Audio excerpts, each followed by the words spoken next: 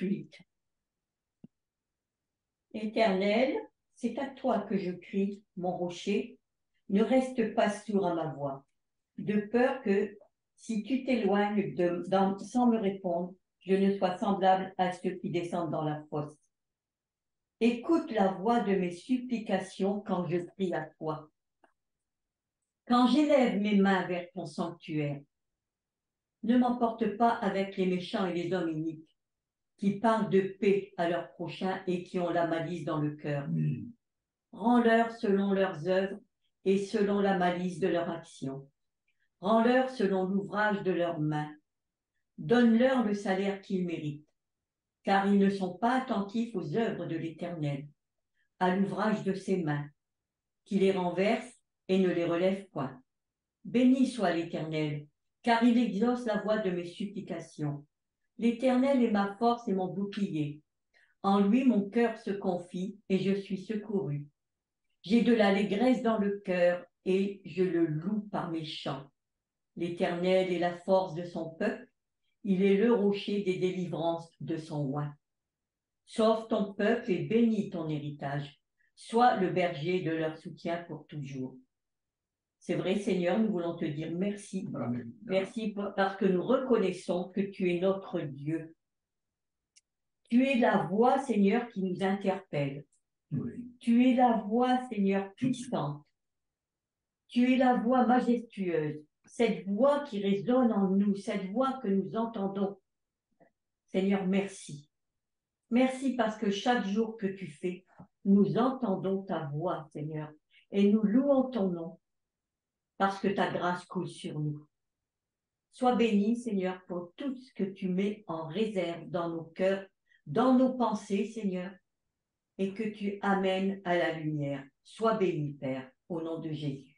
Amen. Amen. Et merci d'être encore présent avec nous ce matin, au milieu de nous. Nous Oui. t'élevons, Seigneur. Amen. Amen. Alléluia. C'est une grâce que de pouvoir nous retrouver Ouais.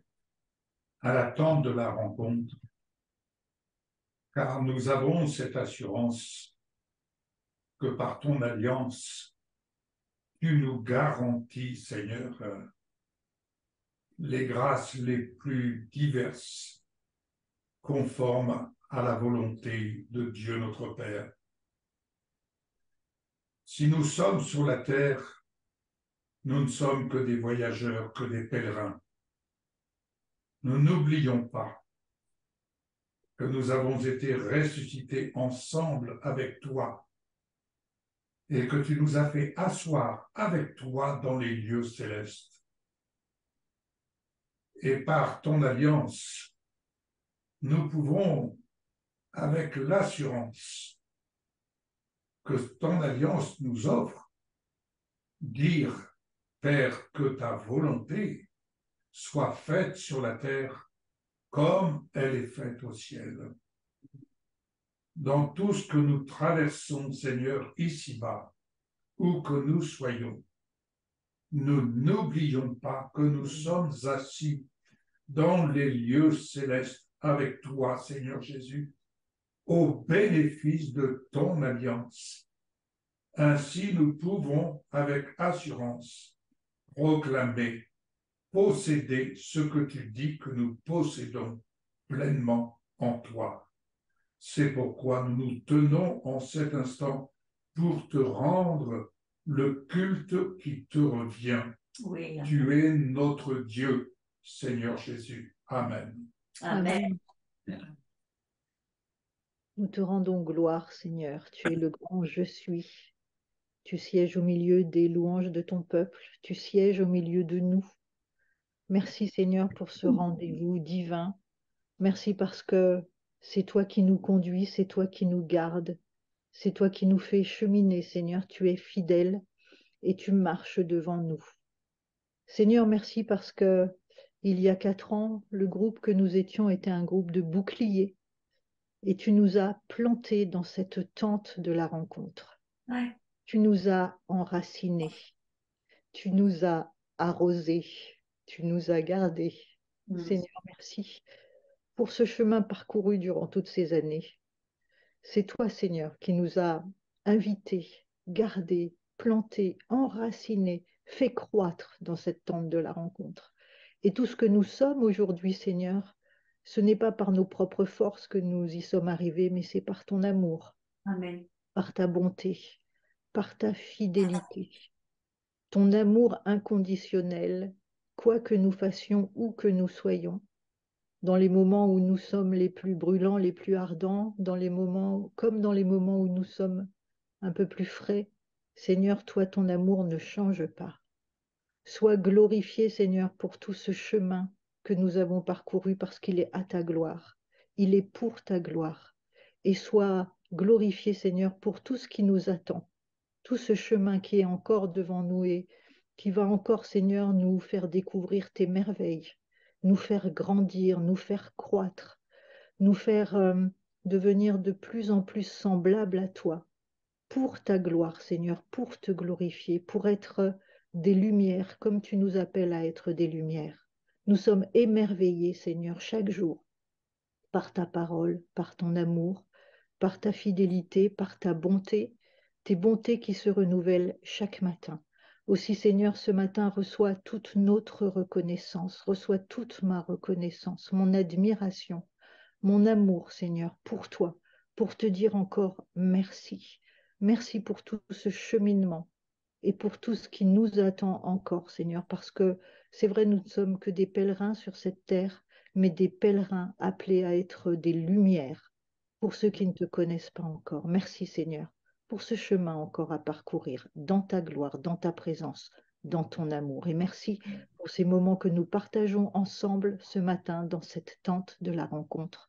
Merci, Seigneur, que chaque parole, chaque prière, chaque bouche qui s'ouvrira rende gloire à ton nom, Seigneur. À toi l'honneur, la gloire, la puissance, au siècle des siècles. Amen. Amen. J'ai reçu de vous parler de deux miracles. Je ne vais pas faire long, je laisse aussi à chacun de pouvoir exprimer ce que le Seigneur a mis sur son cœur pour l'édification de tous. Mais ce que je vais vous partager, je le partage en ce sens où j'implante au nom de Jésus cette parole au sein de la tente de la rencontre. Je l'implante comme l'œuvre que Jésus opère pour chacun d'entre nous qui sommes dans l'attente de la rencontre. Dans l'évangile de Jean, chapitre 2, nous allons lire le miracle que Jésus a opéré aux noces de Cana. Chapitre 2. 3 jours après, il y eut des noces à Cana en Galilée. La mère de Jésus était là.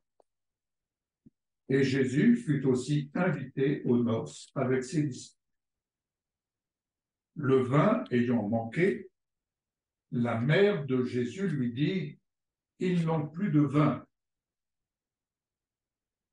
Jésus lui répondit, « Femme, qu'y a-t-il entre moi et toi?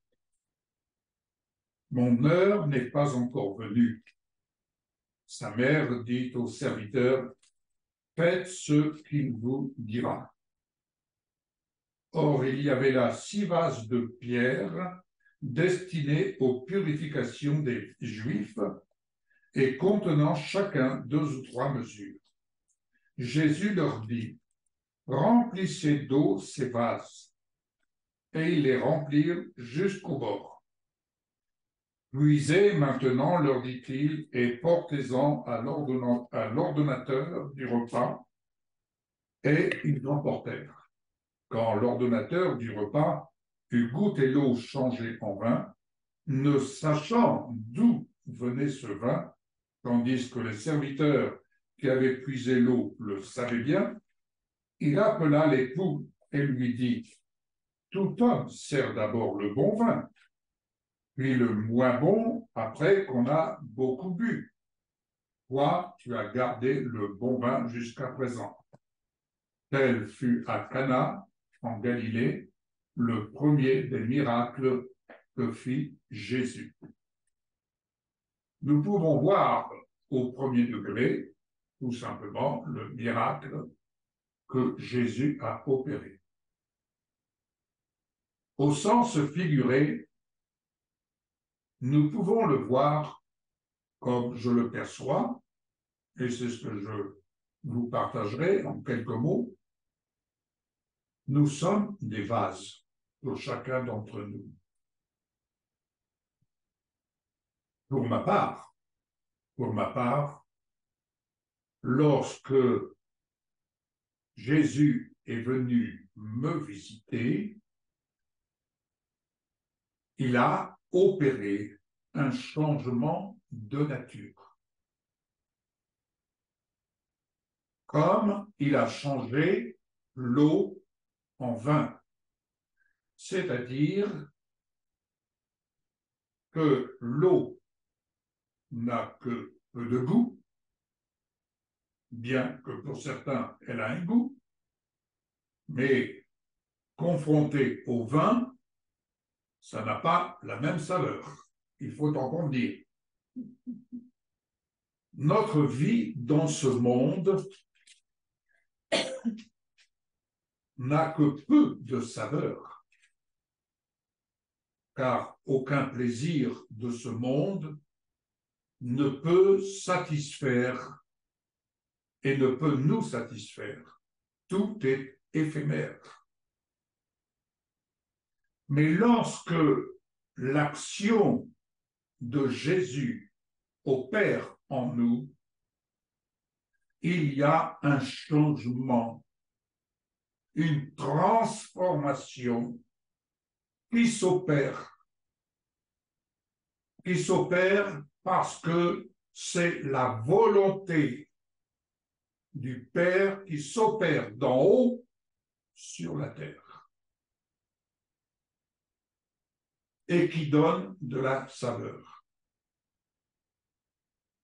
Et quand on goûte à cette vie,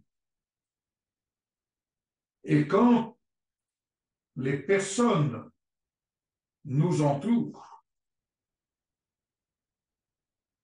cette vie a une saveur. La vie de Jésus en nous a une saveur. Et cette saveur ne vient pas d'en bas, elle vient d'en haut. Comment gagner et comment aider ceux qui sont là autour de nous si notre vie avec Jésus, en Jésus, ne porte pas la saveur qui vient de notre Seigneur Jésus, de sa vie en nous. Lorsque Jésus dit, si vous demeurez en moi et moi en vous, il y a véritablement une connexion divine qui s'opère dans notre esprit et qui se répand sur notre âme et qui se diffuse dans notre corps. Lorsque cette vie vient se transformer, nous transformer, mais elle vient transformer notre vue des choses, notre vision des choses. Et elle nous détache des choses de ce monde. Quand je dis elle nous détache, des choses qui sont pratiquées, des conceptions, des codes, des cadres de vie qui sont élaborés dans ce monde. Vous savez, ce que je peux apprendre, par exemple, d'une personne qui est autiste. Une personne qui est autiste, elle est dans un cadre de vie. Et elle ne peut sortir de ce cadre. Elle a ses paramètres. Elle est en quelque sorte cadrée. Et si vous la sortez de ce cadre, elle est perdue. Elle ne comprend plus. Elle ne voit plus. Je vais vous dire quelque chose qui va peut-être vous choquer. Mais vous savez, il y a beaucoup plus d'autistes dans ce monde qu'on ne le pense. Il y a autistes et autistes. Mais il y a des gens que l'on dit normaux, mais qui sont en définitive des autistes. Il y a des chrétiens que l'on dit autistes parce qu'ils sont dans un cadre de vie. Ils sont dans un cadre de vie et ils n'en sortent pas. Et ils attendent le secours de Dieu. Ils attendent la venue de Dieu pour opérer les choses dans leur cadre de vie à eux. Jésus est venu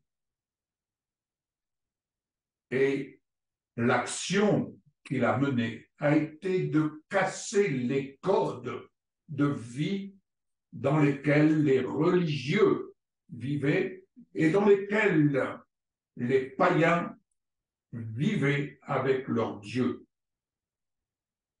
Quand Jésus dit « Je suis le chemin, la vérité, la vie »,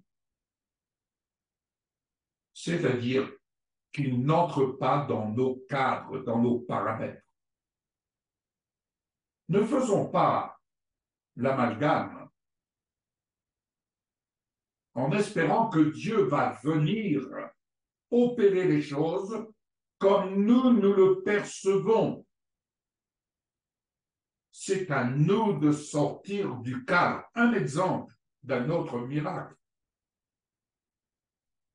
Vous prenez l'exemple de cette femme, vous connaissez son histoire. Cette femme qui avait une perte de sang pendant 12 ans.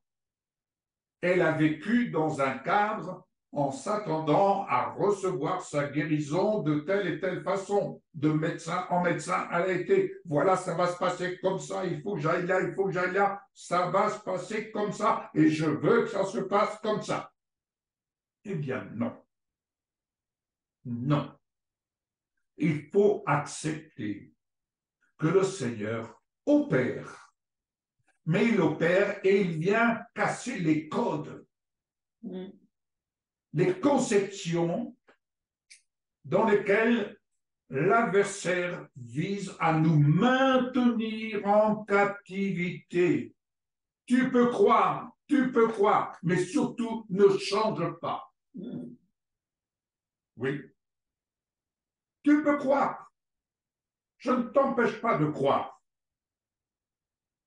Je ne t'empêche pas de croire. C'est ce qu'on nous dit dans le monde. Vous avez le droit de croire, mais voilà les paramètres dans lesquels le peuple va fonctionner, et ça ne sera pas autrement.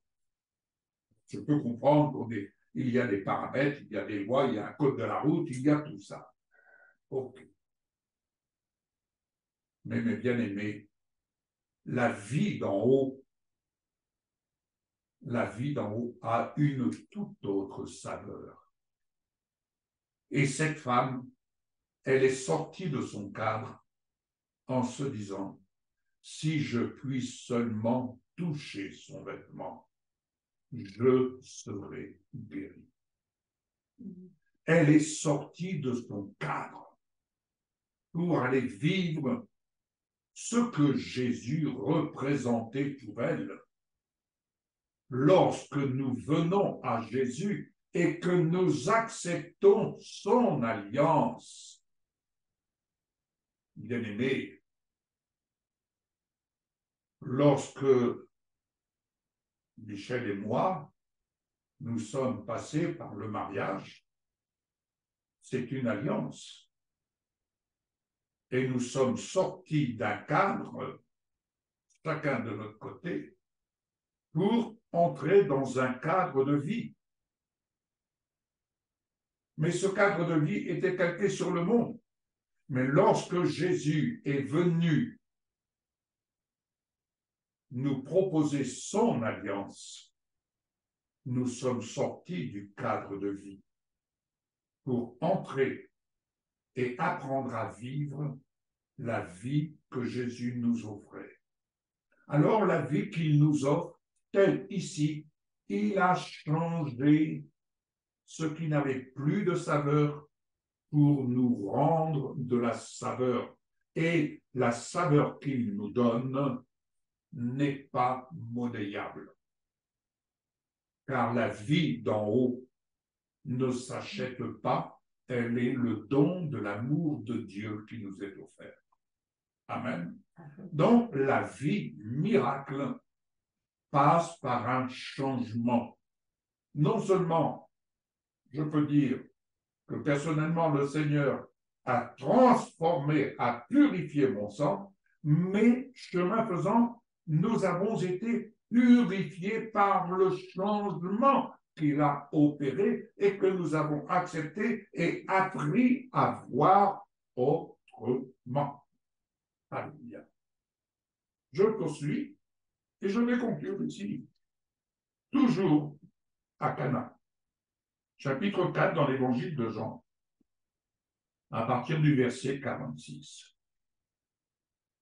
Jésus retourna donc à Cana en Galilée, où il avait changé l'eau en vin. Il y avait à Capernaum un officier du roi dont le fils était malade. Ayant appris que Jésus était venu de Judée en Galilée, il alla vers lui et le pria de descendre et de guérir son fils qui était près de mourir. Jésus lui dit, si vous ne voyez des miracles et des prodiges, vous ne croyez point. L'officier du roi lui dit, Seigneur, descends avant que mon enfant meure. Va, lui dit Jésus, ton fils vit. Et cet homme crut à la parole que Jésus lui avait dite, et il s'en alla. Comme déjà il descendait, ses serviteurs, venant à sa rencontre, lui apportèrent cette nouvelle. Ton enfant vit. Il leur demanda à quelle heure il s'était trouvé mieux, lui trouvé mieux. Ils lui dirent, hier, à la 7e heure, la fièvre l'a quitté. Le père reconnut que c'était à cette heure-là que Jésus lui avait dit, ton fils vit, et il crut, lui et toute sa maison. Bien-aimés, voilà encore un autre exemple. Voilà encore un autre exemple. Jésus retourne à Cana, là où il avait justement changé l'eau en vin. Donc, là où il y avait eu un changement de saveur. Et cet homme, cet officier, apprend que Jésus se trouve là. Et il n'hésite pas à descendre et à se rendre là où Jésus était. Toutefois, vous remarquerez, il va dire à Jésus, il le pria de descendre et de guérir son fils qui était malade. Il le pria, autrement dit, viens dans mon cadre de vie et opère au sein de mon cadre de vie de telle sorte que mon fils soit guéri. Et pour toute réponse, aujourd'hui, certains pourraient dire, ah, venez, pasteur, parce que voilà, j'ai besoin que vous veniez nous rendre visite, parce qu'un tel est malade, mon mari, mon enfant est malade, venez prier pour lui, ce qui est, je dirais, légitime. Autrement dit, venez dans mon cadre de vie. N'oubliez pas que ma maison vous est ouverte, certes. Mais ici, Jésus, pour toute réponse, va dire à cet homme, écoute, va, lui dit Jésus, ton fils vit. Voilà toute la parole de foi que Jésus donne à cet homme. Cet homme aurait pu rétorquer, oui, mais moi je voudrais bien que tu viennes, autrement dit, je pense que ça serait bien parce que je pense que Dieu va opérer de telle et telle manière Et je pense que c'est la volonté de Dieu que tu viennes et que tu m'accompagnes. Ne t'inquiète pas, je m'assure du déplacement. Non, non, non. Va, lui dit Jésus, ton fils vit. Amen. Et là, cet homme crut à la parole que Jésus lui avait dit, et il s'en alla. Cet homme n'a pas insisté. Jésus lui a dit, va. Cet homme a cru à l'autorité de la parole. Et il a cru à l'action divine de la parole. Alors on peut écouter la parole, mais ce que le Seigneur nous demande, c'est de croire à sa parole. Et de croire à sa parole, c'est croire qu'elle est esprit et vie. Et c'est croire que lorsque Jésus dit un mot, un seul mot, sa parole, elle court, elle va plus vite que la lumière.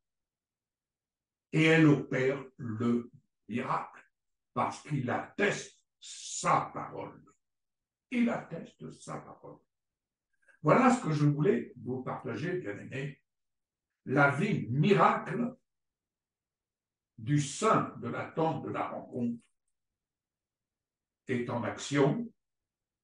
Elle est en action si nous acceptons en tant que pierre vivante,